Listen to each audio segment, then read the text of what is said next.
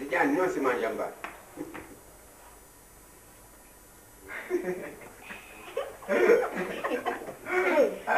Musafi udah apa ya?